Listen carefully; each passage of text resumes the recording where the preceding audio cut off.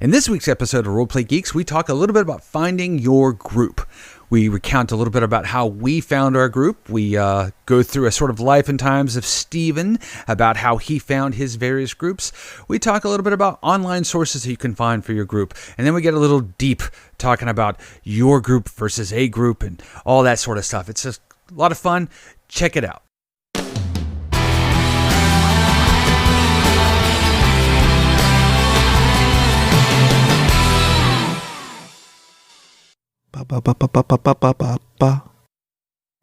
Yeah, 30 Hello, welcome to Roleplay Geeks. I'm your host, Frank. I'm your token hippie, John. Jim.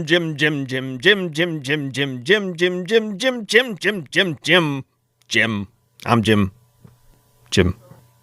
So, all of those vocal exercises you were doing before we started were because you wanted to sing. That really wasn't singing. You are correct. I have heard you before, and that is your version of singing. That's so. right. That is my version of singing. And that's good. It's beautiful. It is beautiful. You are something. And this is Steve. The mean one. Fine. Today we're going to talk a little bit about something that is important for every gamer in the world, which is finding your group. So finding your group of people that you can game with. And I think that groups are kind of an interesting thing in that we don't give enough, I guess the word I'm going to use is thought or consideration to groups because really group dynamics are probably the heart of role-playing when you get down to it. How you interact with your group and how you the personalities involved and how they respond to things is going to give you a lot of capability within your role playing, what type of character you choose to play, all that sort of stuff. So finding your group can be a challenging process, and we're going to talk a little bit about how one can go about doing that. So let's start off with this group found itself early on in our early teens as a whole. And we got together and started role-playing, and we were pretty much, I think, the only people that we knew of that were role-playing at the time. Well, we were the only people we knew. We were the ones getting beat up for it. Right. So I'll try and tell this from my centric perspective and stuff. So I had I'd gone to the beach one year with a family and stuff, and my cousin, who was the same age as me, was like, "Oh, check this out! They've got this D&D box set," and I'm like, "What's that?" And he's like, "Oh, it's this game that Steve Hill plays and stuff that it's really cool. It's really neat, man." And I was like, "Oh, okay." And he was trying to tell me about it and how awesome it was, and I was like, "Oh, well, let's try and do it." And we were like 12, and so I bought it. I had the money and I bought it, and so he was trying to explain it, and of course he was not able to. He was horrible at trying to explain it and how things worked, and he was trying to go through it without reading it and anything. So, and we were trying to do it there at the beach, and we spent maybe 20 minutes on it and just got frustrated and stopped.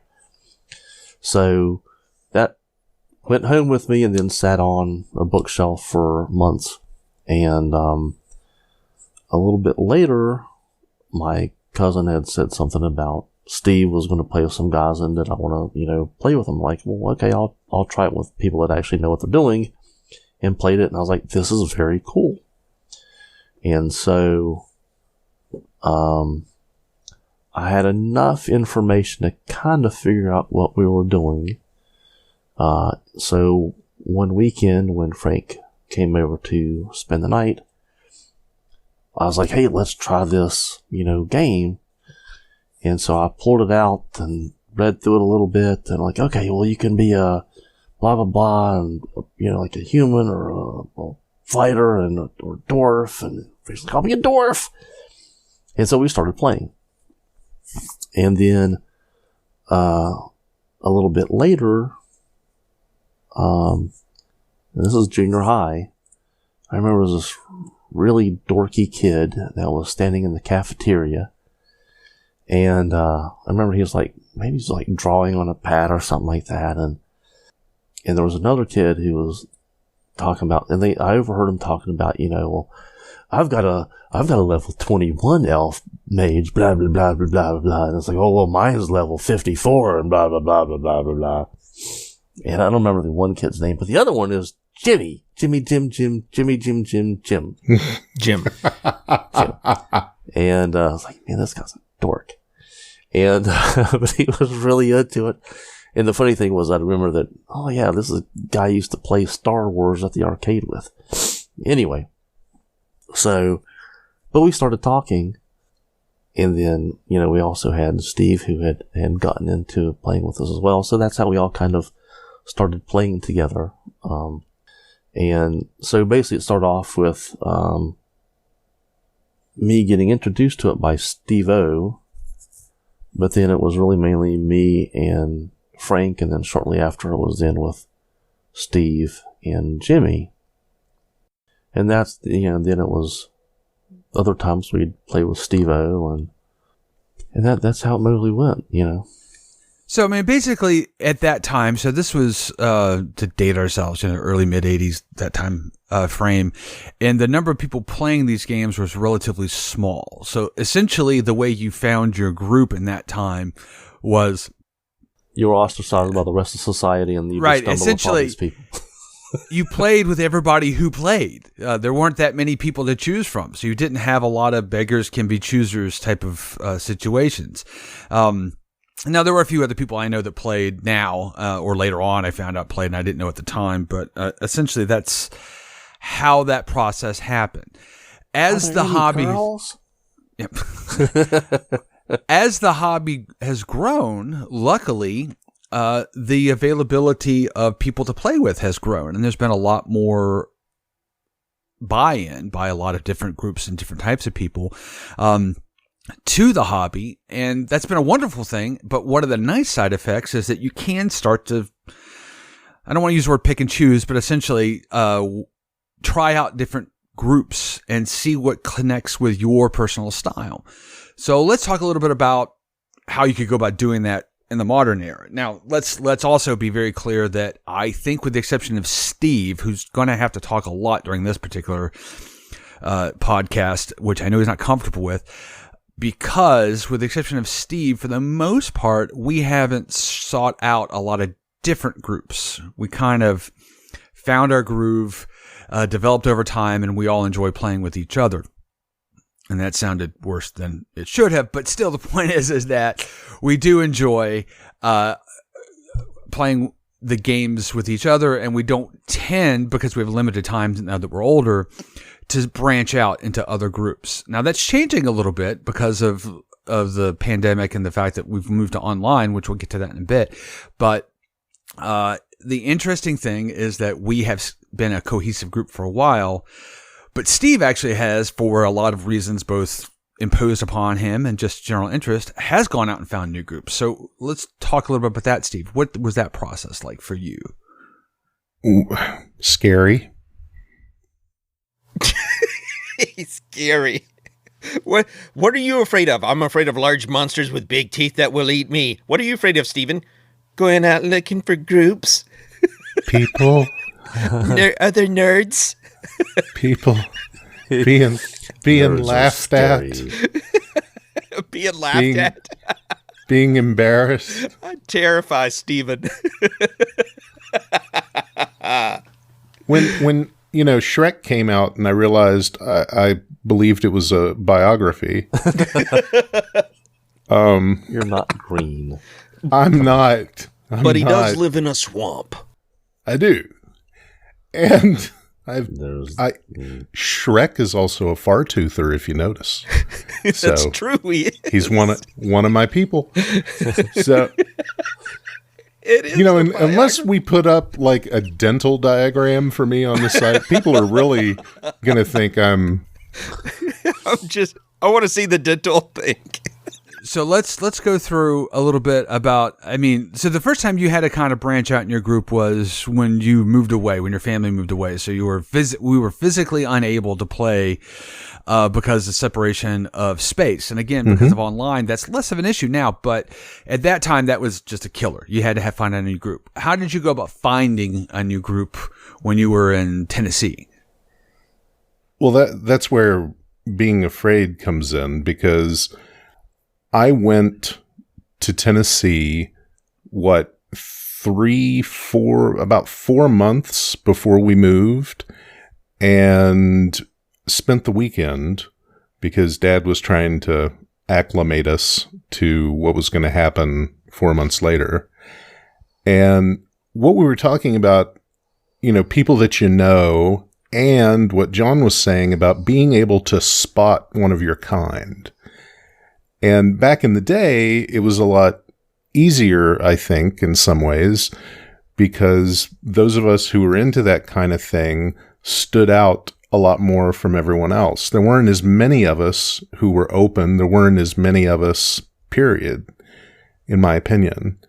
So that weekend, I was at Sears, and I was in there with my brother, and I was looking at the computer games, and there were some new role-playing games that came out for the Commodore 64 back in the day, and I'm looking at them, and these two guys came up, and they were kind of an Abbott and Costello pair, and they started looking at the same games.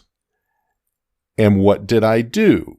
I spoke to them, because I talk to people.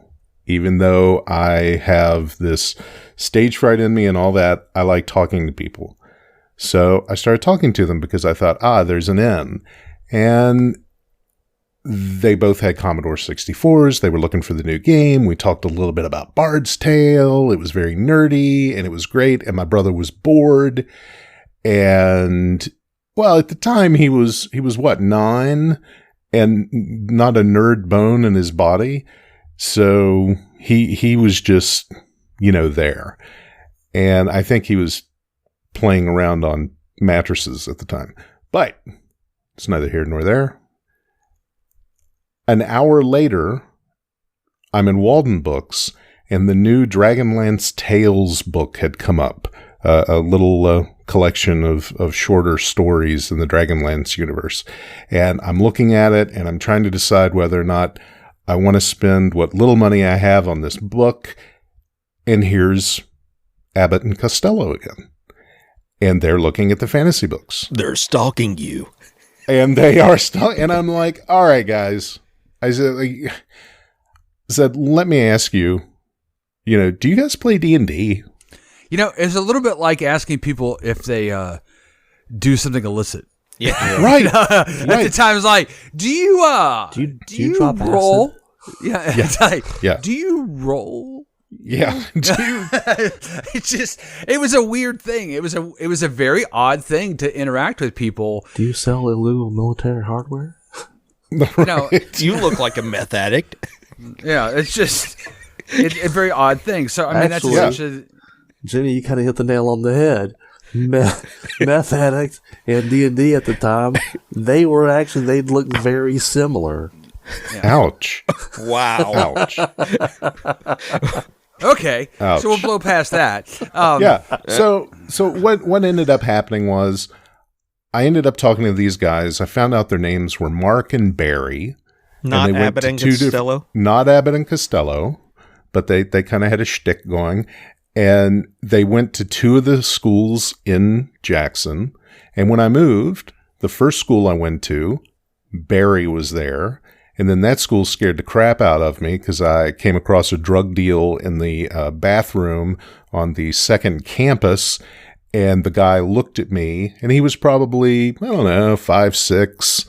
And here I am, 6'4". And he looks at me and steps in front of me as I'm trying to leave the bathroom. And he says, "If you tell anyone about this, I'll kill you." And I immediately called my parents and had them pick me up. And then I started a new school the next week. And Barry was at the first school, and Mark was at the second school. And well, now, Steve, that you've told people, that guy's going to come for you now. Yeah. I don't think he's listening to anything like this, bud. They don't have it in prison. Okay, so True. let's use this as a good point. So a very simple way to find group, and it's a lot less scary now than it was when we were younger, which is, just talk to people and see if it's something they may engage in, something they're familiar with.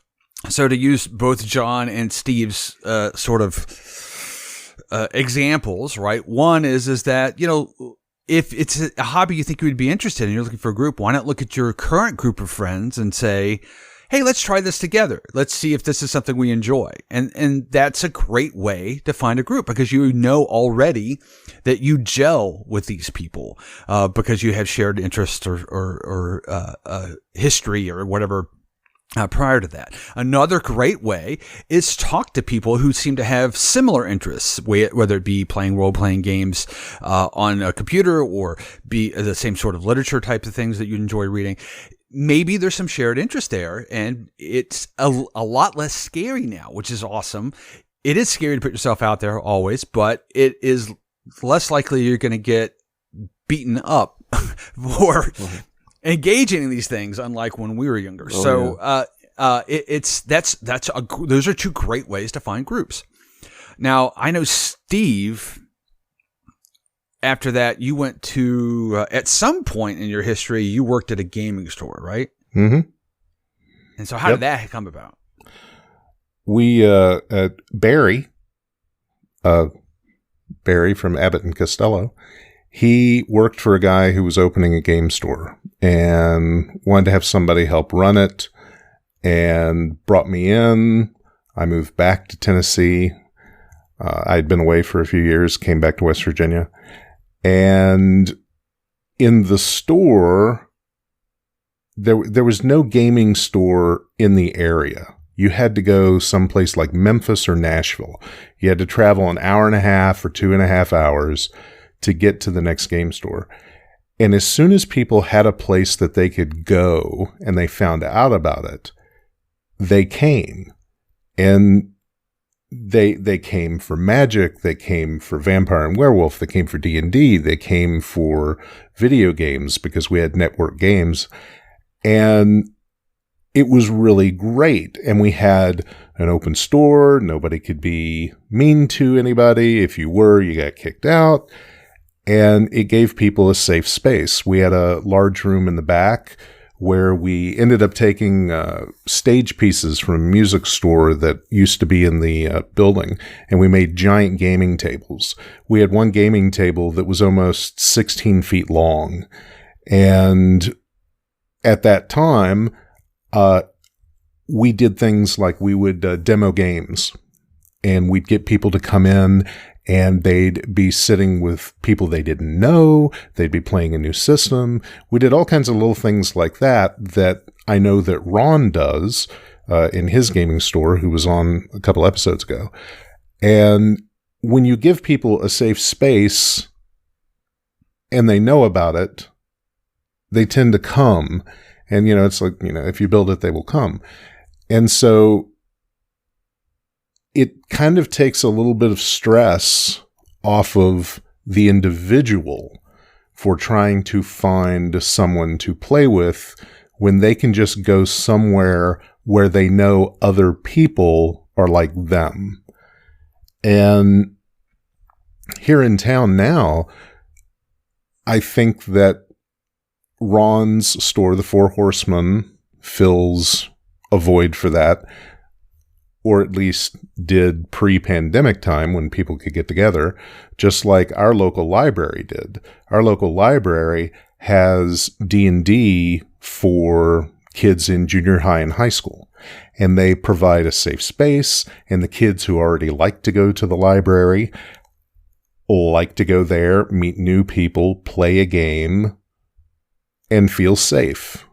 And I don't know, safety plays a part. It plays a part as an individual because, like I said before, if you're scared, and you may be scared for reasons that are ridiculous, you may be just nervous talking to new people. And if you have some place to go that takes that burden away, then that helps.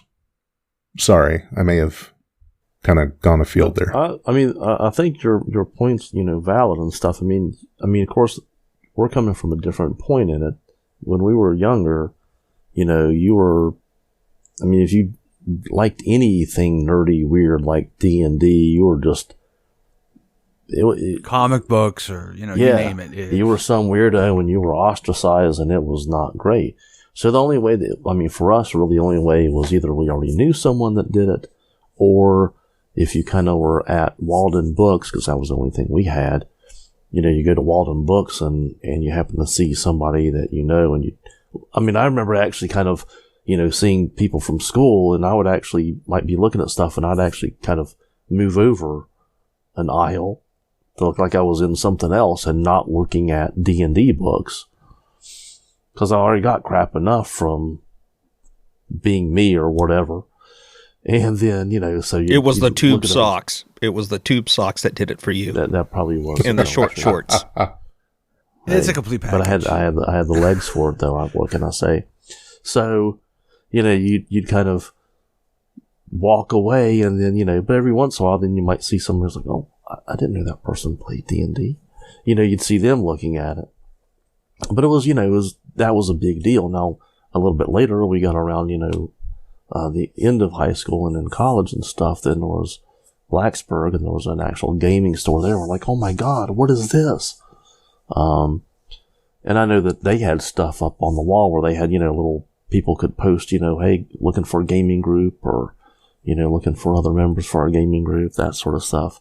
So an LFG, little cork board up or something like that to get other people in, and that was just blew your mind and stuff. So it was kind of one of these things of, in college, you can completely stay away from the people that do not, share your interest or are going to be wankers about something or whatever.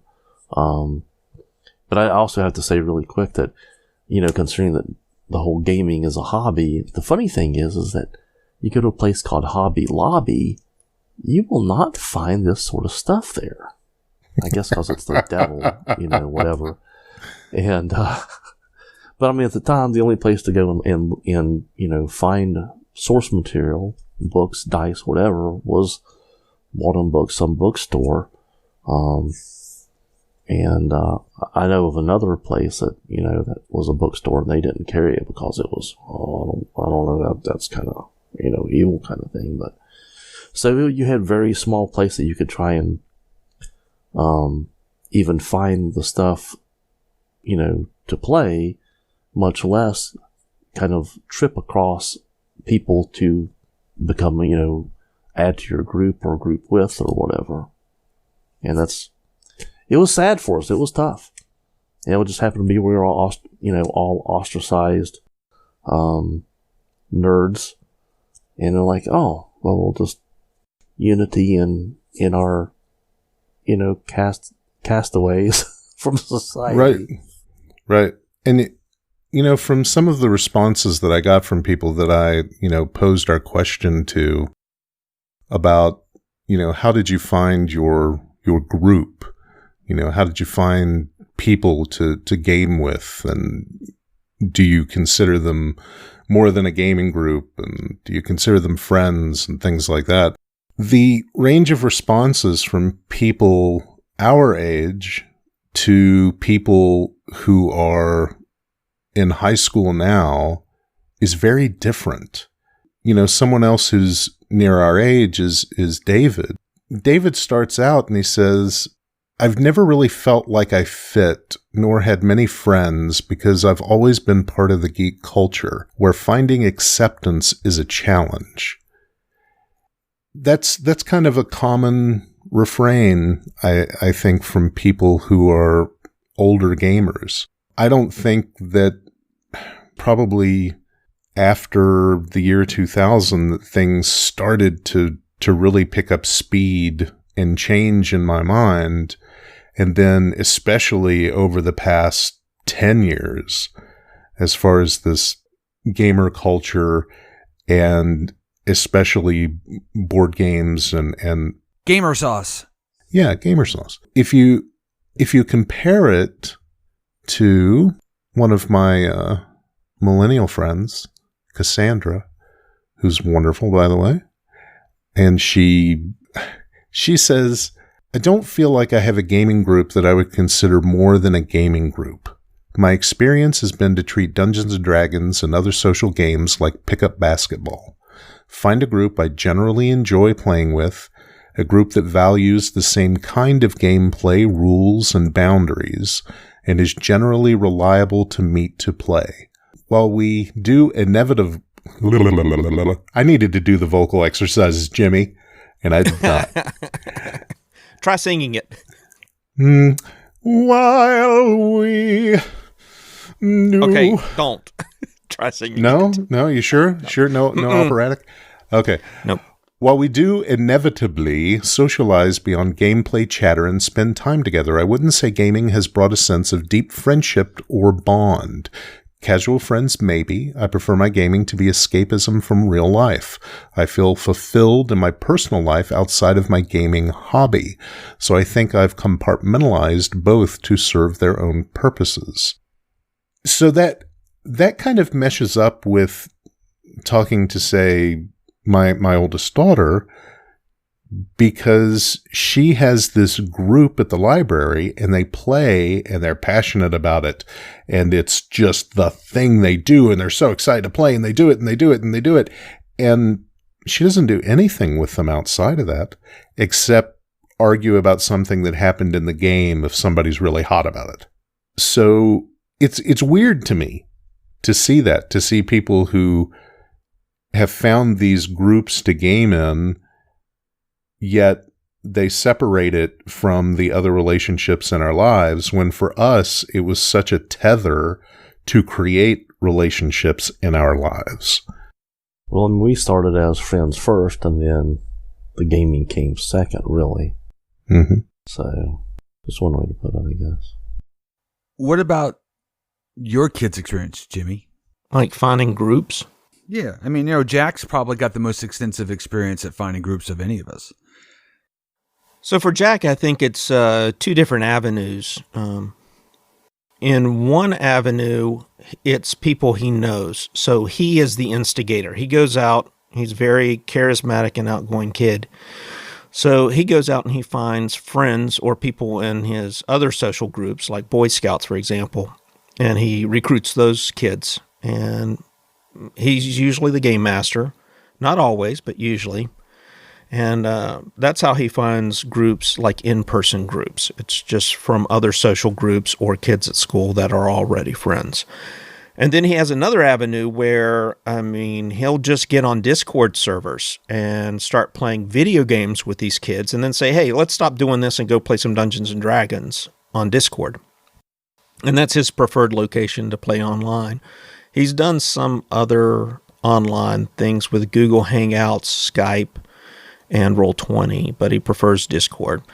And there he'll go and find all kinds of people, either through playing video games with them and then hooking up and finding regular groups with them, and sometimes he'll run 5 or 6. Or he'll go specifically to Discord servers that are dedicated to role-playing, and he'll just jump on there. And that's an odd place because it's more of, I'll jump on, I'll get into this game. If it's not my thing, I'll just jump off. So there's a lot of disconnects and stuff that go on in those kinds of games, and I'm not really sure how they keep those things going. I guess if they're not interesting enough, people just jump off and it peters out. He finds enough, though, to keep playing, and he'll have some games that will run regularly for months on end.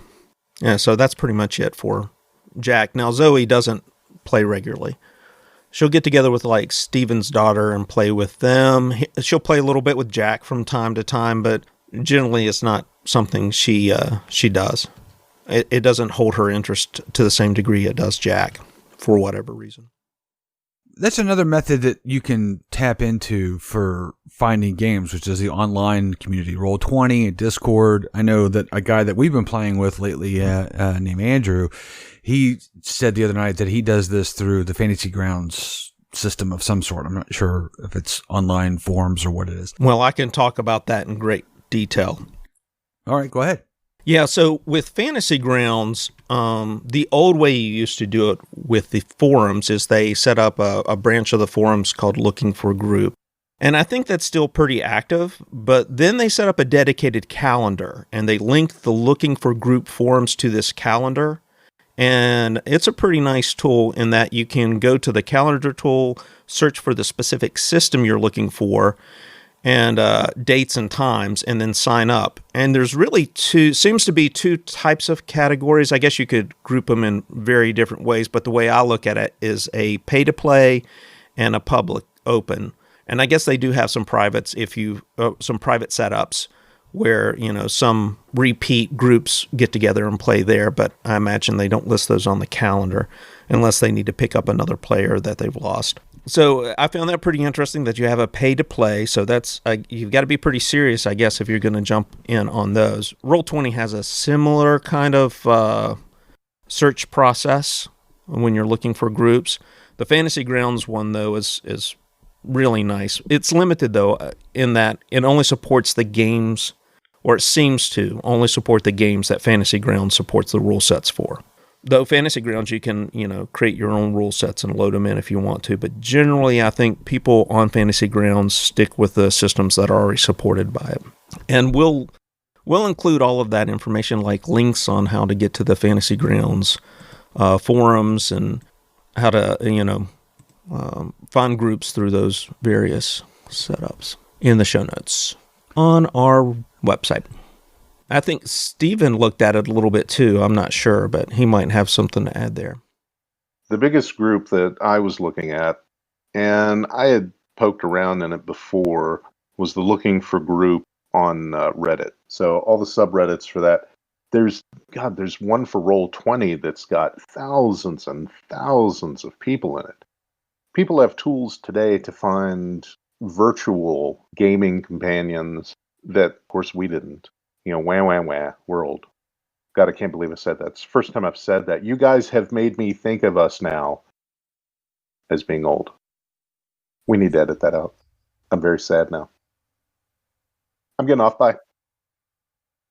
If the shoe fits, find somebody else to put it on. If the shoe fits, do you need a shoehorn? You don't need the shoehorn, but you need somebody to help you put it on because you can't reach your feet. Because you're old. Because you're old.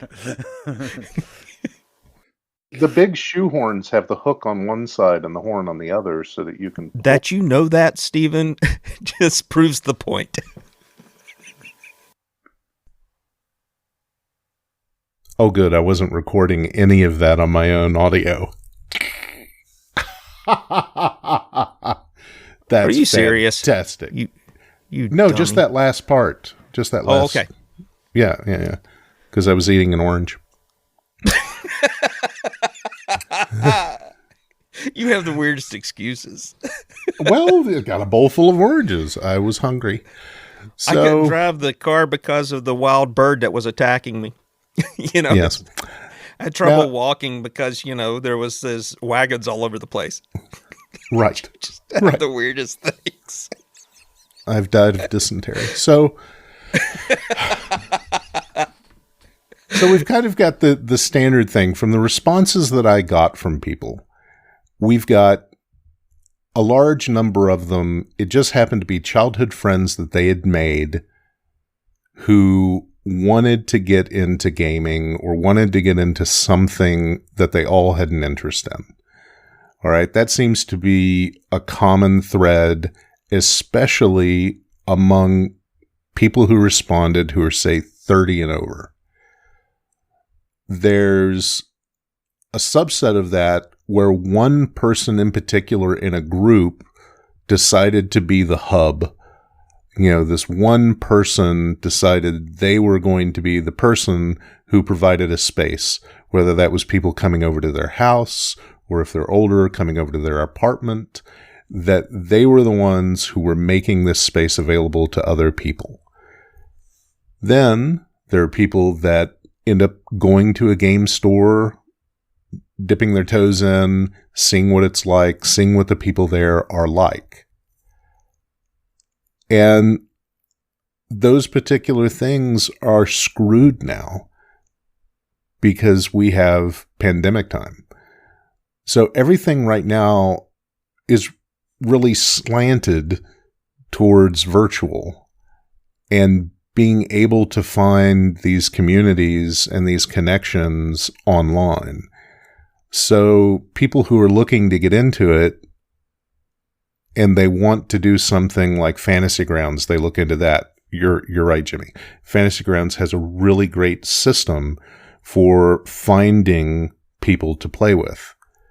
Roll20 has a really active forum for finding groups. Super active. A lot of people in there. And Reddit for the looking for groups subreddits. And they're chock full of people all over the world who are looking for people to play with. So,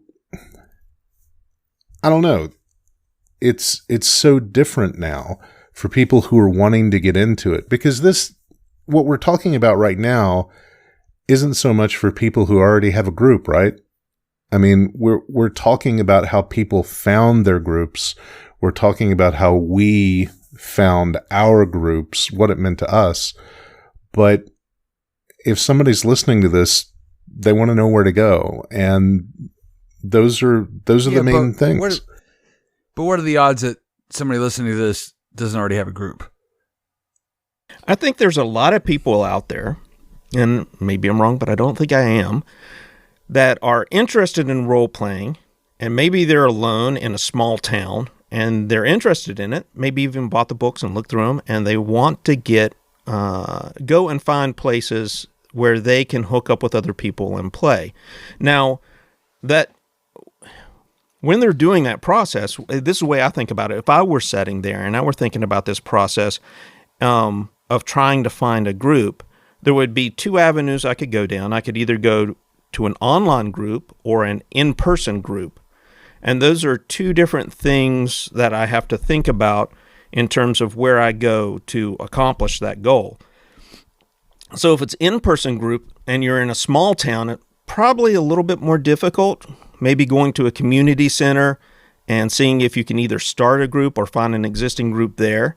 If you're in a larger place, an urban place, a city, or a larger town, maybe you have a gaming store dedicated to it, and you can go there and find a group, or you can get online and check Craigslist or meetup.com, where they have dedicated sections for groups that are dedicated to role-playing. And if you're doing online, you have, regardless of where you are, you can find people either, like Steven said, going to Reddit, or you can go to Roll20. They have right on the homepage, and Roll20 is free, so you could just go on Roll20, set up an account. There's no software to download. It's all through a browser. And you get on there, right on your homepage, you have looking for group. You hit that button, you go down there, and you can just scroll through the groups, and they'll tell you what system they're playing. They'll tell you when they meet. They'll tell you the type of play they do, because if you're just getting into this, there's different types of play. There's people who are really into it and want to do the acting out the characters, the true role-playing, down to dungeon crawls, where it's more like a tabletop board game approach to role-playing. And so you have a lot of options and choices. You just got to figure out what you want to do. And there's also, you might be an existing player and you want to go out and find games that you can game master and new groups to establish that way. You can do the same thing. Create your own advertising either on Roll20, or Discord has specific websites designed where they aggregate all the different Discord servers, and then those Discord servers can advertise for looking for role-playing groups. Either I'm looking for a role-playing group, or more often than not, this is a role-playing group. We're looking for players. This is the system we're playing. This is when we meet. And they even have pay-to-play on those Discord servers as well. And there's a good place. There's one called, I think it's called disorder.org. And that's probably one of the most popular ones, where you can go advertise for groups and then go searching for groups on Discord servers.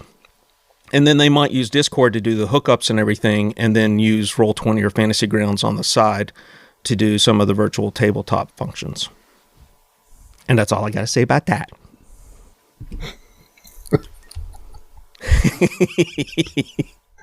You know, I got to stop saying, The majority of people that responded to my question who are under the age of probably 35, who have online gaming groups, met them through other online games. World of Warcraft, things like that. And then they built these relationships, and then they took it to another place when they decided to play pen and paper. I had one person that I work with who games, and she said I could use her experience, though she didn't write anything out, but she just kind of told me.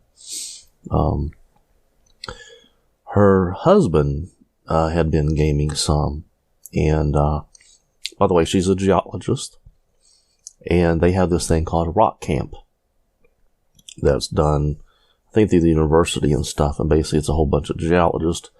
Usually go somewhere like out Colorado, somewhere out west, but it can be different places they go. And they, from the sounds of it, they do a lot of, hiking, checking out trails, and they, check out different rock formations and look for fossils. And then I think it sounds like there's a lot of beer drinking that goes on afterwards. But she said that she kind of got introduced to them. And then when they got back to camp, they would sit around and role play. And that's how she got introduced to it. And said that she really enjoyed it, really got into it. And she had actually been trying to get her current group to play Call of Cthulhu. And instead that she even volunteered to, I'll run it, just let's play it. I think it'll be really fun. And she can't get anybody to play it. So I thought it might be, she's trying to get into Call of Cthulhu. I don't know if she needs to, trying to find a group that does some of that. But anyway, just kind of fun. So let's flip this around just a little bit. So we've been talking about how to find your group. A heavy emphasis on the word group. What do you think about the emphasis on the word your? And by that, I mean, finding a group is a lot easier than it has ever been in the history of role-playing. But how do you think you know what's your group? Particularly if you're relatively new to this hobby. That's probably going to take time, right? I mean, you're going to... The way I would think about doing it, if it were me, is... I would go and find groups on, particularly right now, Roll20 or Fantasy Grounds, and if we didn't have COVID, maybe I would go try a gaming store because we have one locally, and I would just start playing with people and see whether or not we gel. And if you've not played before, it's going to take some time to expose yourself to different styles of play to find the one that suits you. So you might be more into the role-playing and be comfortable acting in front of people. Or if you're not, maybe you're more comfortable with doing board games, so a tabletop dungeon crawl is going to be more of your jam. So it's just going to take time, I think, to find your group and find what you like. Now, if you already know what you like, then there's plenty of filters online, both through finding in-person gaming groups and online gaming groups where you can...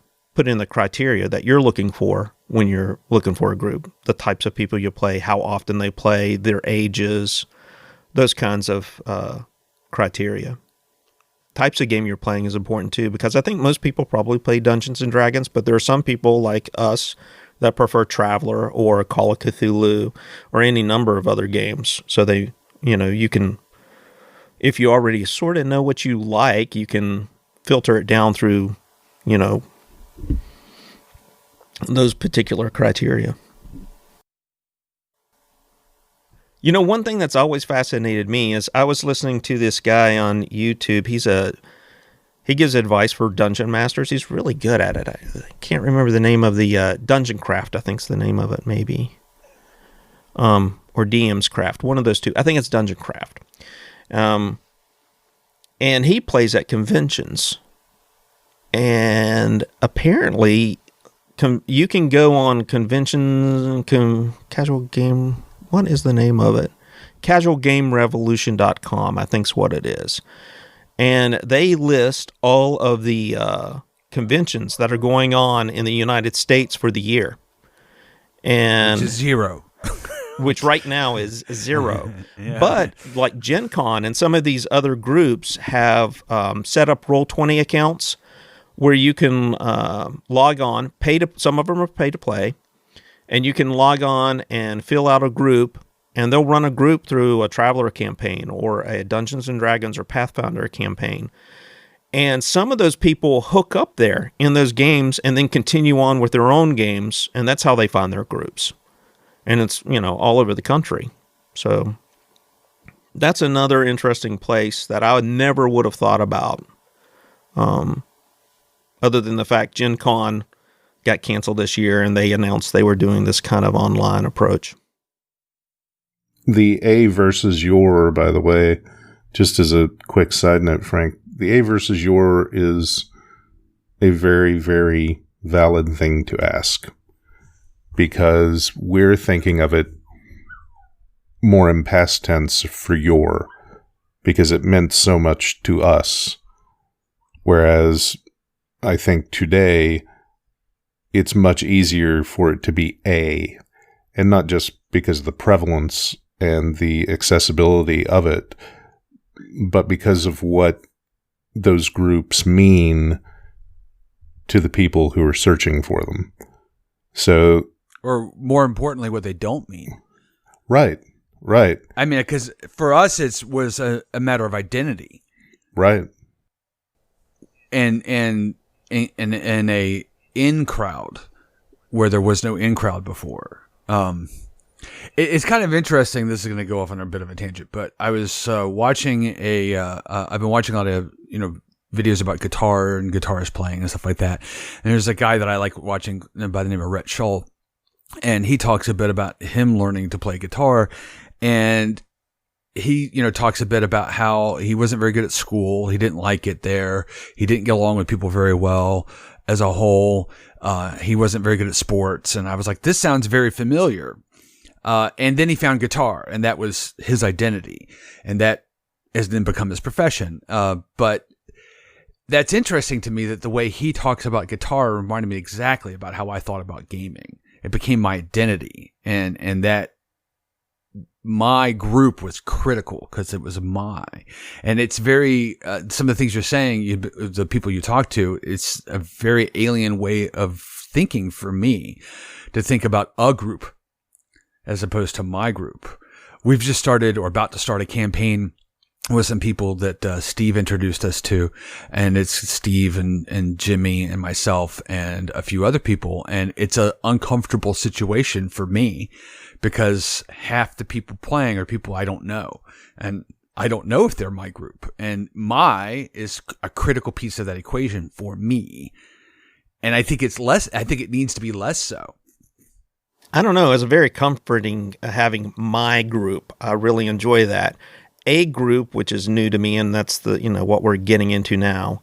And honestly, what I see more of, I don't see a lot of your group out there with the people that I see playing. Like, that's mostly younger people and my son's friends. They seem to be A group type players. Jack even doesn't play with a regular group of people. He doesn't have the same investment that maybe we have, both on like a personal level and an emotional level, of how much this means to us. It means a lot to him for sure. I'm sure there's other people out there like that, but I don't see them very often. Like I have to say that when I started out playing with my cousin Steve, with Steve-O, the first time we played, I played with a couple of the other people that were gaming with us when we first did the D&D game. They were relatives, and people I knew pretty well.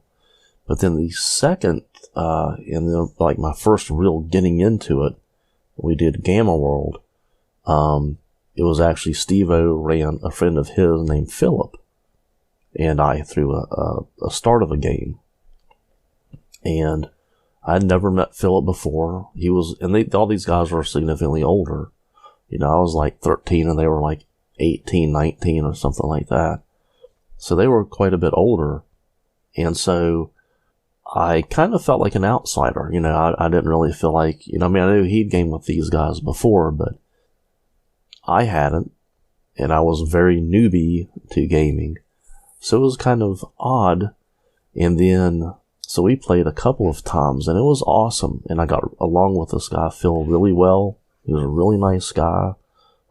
He didn't treat me like I was a kid. He treated me like a contemporary.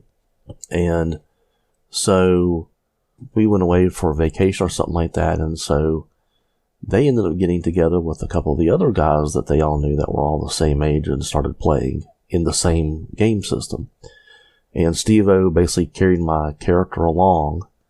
And so then when I came back, there were, 4 new guys playing, and I didn't know them at all. And, one of the guys actually I did know, but the other guys I did not know at all. One of them actually was an ass to me just day in, day out the whole time. So I felt I really felt ostracized almost in the group. I had Phil who treated me decently, and my cousin Steve-O, who treated me very well.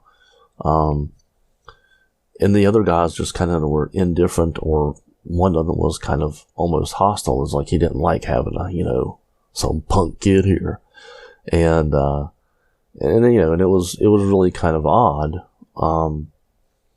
Now I kind of one-upped him, and I think we've talked about that and other stuff that, I kind of got the upper hand on that guy.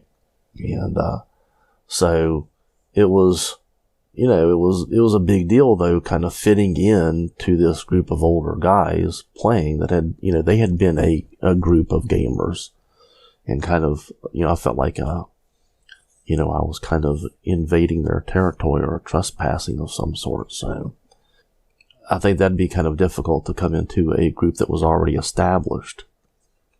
So, it really kind of depends on what you find there. But that didn't really feel like my group.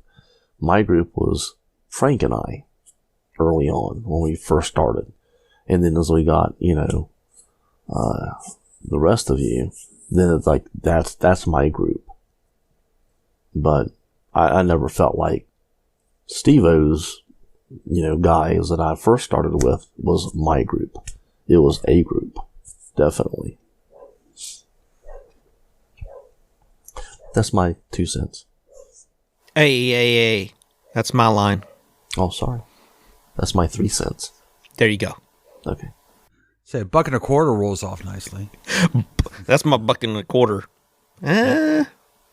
It's my 2 cents. That's my $1.25. That's my wood nickel. That's not bad. Yeah. I know it's my buffalo nickel. Is that what you said? My wood nickel. My wooden nickel. That's my buffalo nickel. Wooden plug, if you want to get old-timey about it. Oh. What'd you say? Wooden plug? Plug. Yeah, that's what they used to call wooden nickel, wooden plug. Oh, really? I didn't know that. You are old. I just read. Oh, overrated. Reading and writing and mathematics. Figures. All right. So, is there anything else we need to say about finding your group? There's other places you can go online. Just type in, I'm looking for a role-playing game group in Google, and you'll find a gazillion of them. Giant in the Playground and RPG Table Finder are probably 2 of the bigger ones that you can go and look for a group. So basically, right here at the end, you gave a 30-second spiel that takes care of the whole episode. So if we move that to the front, then people can listen to that, jump off, and go on with their lives and not have to listen to this dribble. Right. Dribble? Dribble? Listen to this dribble? Dribble? Dribble is what I meant. Or maybe it's dribble. All right. So if you have any thoughts or questions about finding your group or something we may have missed, you can hit us up in the contact information. Come along in a second. All right. There we go. I will stop recording. That's all we have for this week. Thanks for spending time with us. Please leave a review and comments wherever you listen. It helps others find the show. If you have topic suggestions or would like to get in touch, you can reach us at roleplaygeeks@roleplaygeeks.com. Head on over to the website for an archive of all our previous shows, as well as links to all our social media channels. Thanks again, and we'll catch you next week. Blah, blah, blah, blah, blah, blah, blah, blah, blah. Blah, blah, blah, blah. Blah, blah, blah, blah, blah.